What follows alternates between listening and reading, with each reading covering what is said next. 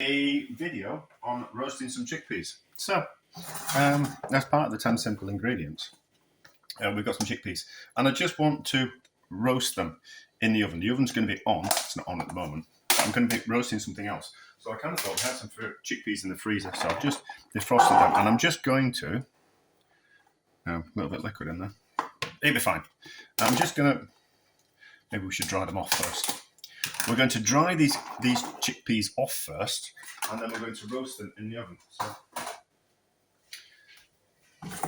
ever prepared. Should have thought of that before we started, shouldn't we? So yeah, I just kind of, for savoury and for sweet reasons, I just want to roast these off. I was thinking that maybe we could do something savoury-wise, so we could do maybe spice them up a little bit and maybe put them in with some yogurt, like thickened up, well, some strange yogurt, so it'll thicken it up. So maybe something like that, but also maybe we could use these chickpeas roasted almost like a substitute for nuts in desserts. I thought maybe that would work. They're not hugely dissimilar from a nut. No, not hugely.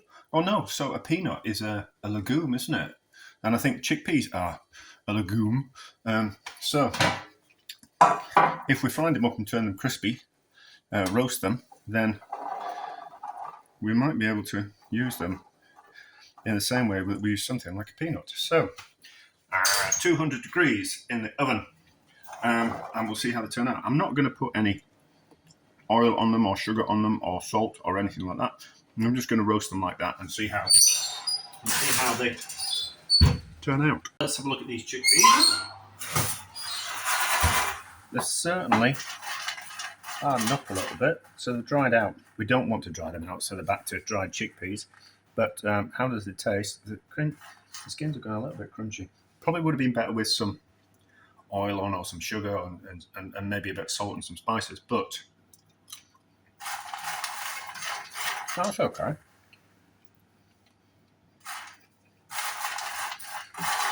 I think we'll better do something interesting with those. So, we'll let them cool down, and we'll put them in a container, and then we'll do something interesting. And it'll be part of this video. I don't. There's no point doing two videos when we can do one. Actually, so I've tasted one of these that was around the outside, and it got a bit crunchy on the outside and was nicer. So I think they can be roasted just that a little bit longer, so it's almost like they start to go like popcorn. So back into the oven, and we'll roast those for another however long. All right. These, they've taken about an hour, so you can see how much the colour has changed, and they've gone absolutely delicious on the inside. So you think they're going to go back to being dry, but they're not. They're crunchy and like flour on the inside. So an hour at 200 degrees until they sound like that.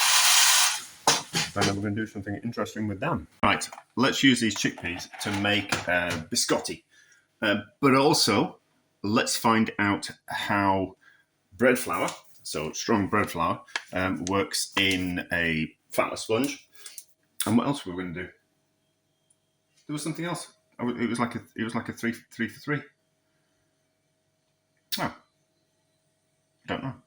Oh yeah, but anyway, so it's just egg whites. The recipe it's an ish recipe. I'm not too fastidious about this recipe because it generally kind of works.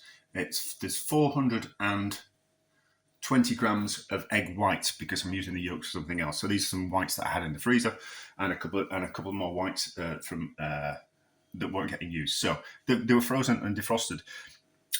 Yeah, one of my college lecturers said about when we're whisking egg whites, he says you want them to be a little bit funky. So if they've been frozen and defrosted, or if they've been in the fridge for a week, he said all the better for making meringues with. So there we go.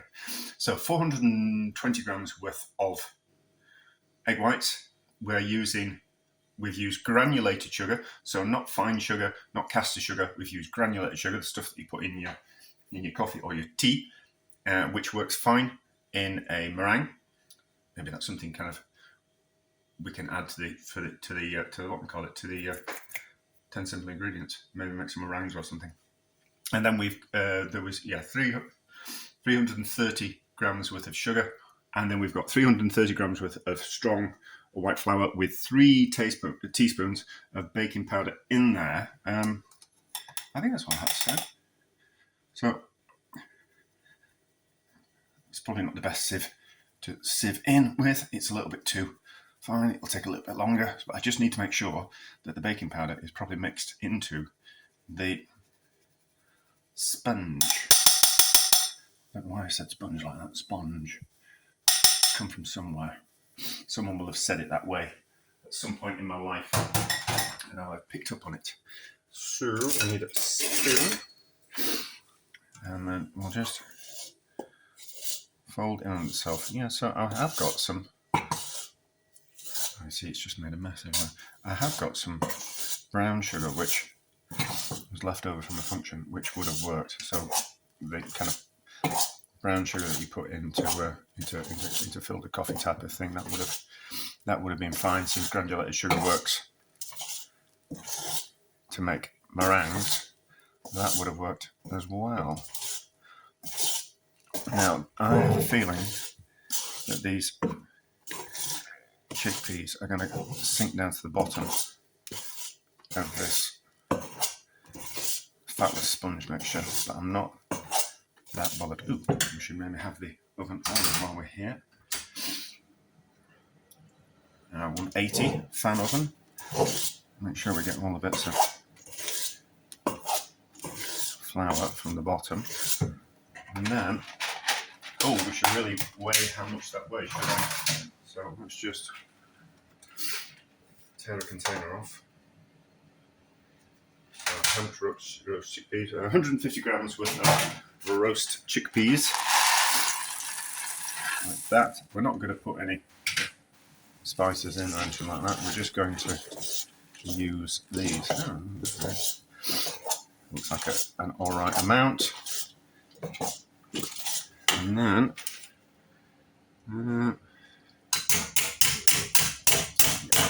that extra off. I've got a bit of a runny nose. I seem to have got a bit of a runny nose for some reason. And then into here like this.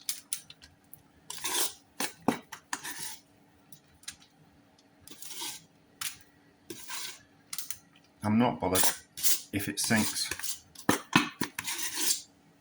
I'm only interested if it actually works, because we are going to bake this sponge, and then we are going to cool it, slice it, and then dry it out in the oven to make biscotti. Biscotti, I'm sure, means twice baked, but the internet being the internet, you would have people who always want to correct you. The slightest thing that you're wrong about. Goodness only knows what's wrong with people.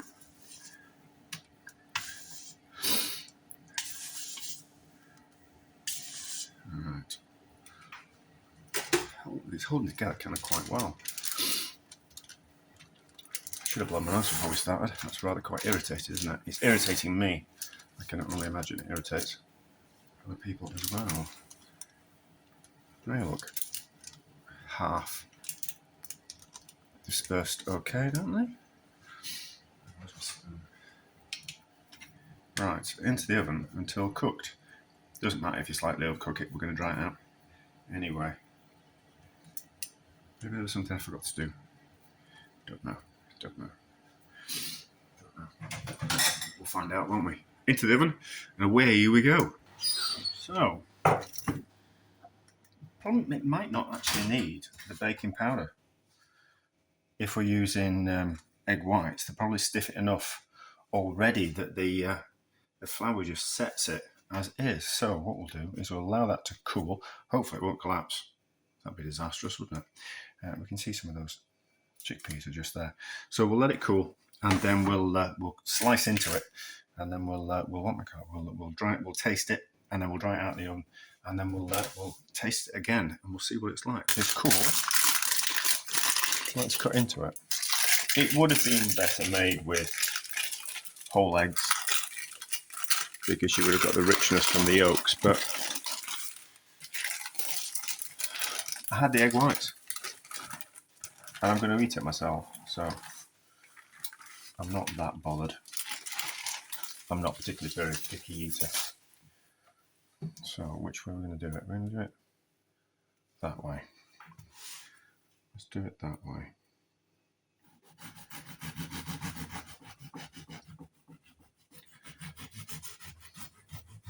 What we could do with it, slightly sharper knife. Obviously roast, keeping my knife sharp. So that's cutting into them. Probably could have done with more in, but we live and learn, don't we?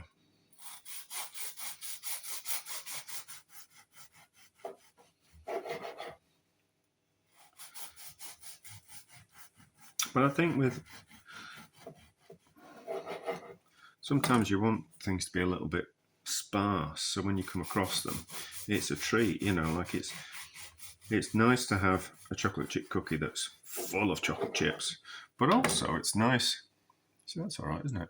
It's nice to have one that's a little bit sparse, and then when you bite into a chocolate chip, it's a treat, isn't it? So because we've used egg whites, it's quite a firm sponge, so it holds up to a lot of. Once it's dried out, it's quite firm and can take a lot of liquid before it explodes. But that's not a bad ratio of what we call it, of chickpeas in there. But most importantly, how's it taste?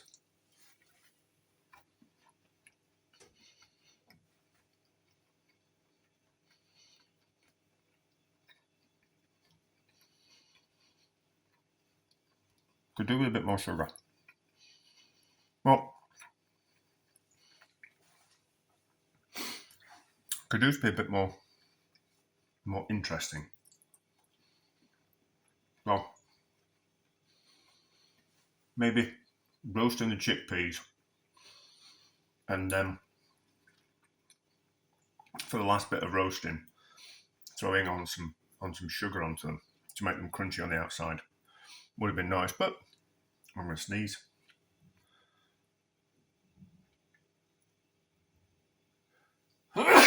Ooh. So I might edit that bit out. So, but they're all right because you get that bit of crunch. Well, so when we dry them out in the oven, we'll drive off the moisture and concentrate the flavour. So that might be kind of quite, that might make the difference. But probably would have been nice with a bit of spice in there as well, like some cumin seeds or something like that. That'd have been nice. Anyway, so let's cut these up in sponge fingers and then we'll dry them out in the oven, 75 degrees, something like that, while I'm out swimming. And then we'll give them a taste when we're back home. So we have dried them out. They are, because we just used egg whites, they're rather tough. If we'd have used, I have some ones that are made with. So these are made with whole eggs.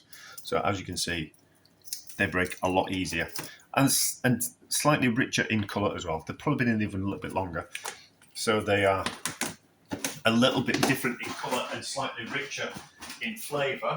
So, but it's a if you've got loads of egg whites left over from another project, you can make some biscotti. You know, if you've got like one or two, you just have to weigh your eggs and kind of work off the recipe that way. But I'll put the recipe in the description. Now, how do they taste? Oh yeah, so also, and if you want something that's a little bit more, if you're making sponge fingers and you want them a little bit more robust for something like a tiramisu, just egg whites. You know, we'll make them more substantial so they don't want to fall to bits when you start soaking them in the coffee, and it'll hold together a little bit better. But if you want something softer, then you make them with whole eggs. But see, how do these taste? That's the only thing that really matters. See, look, if you can see, it's almost like the insides of the chickpeas have exploded, a bit like popcorn.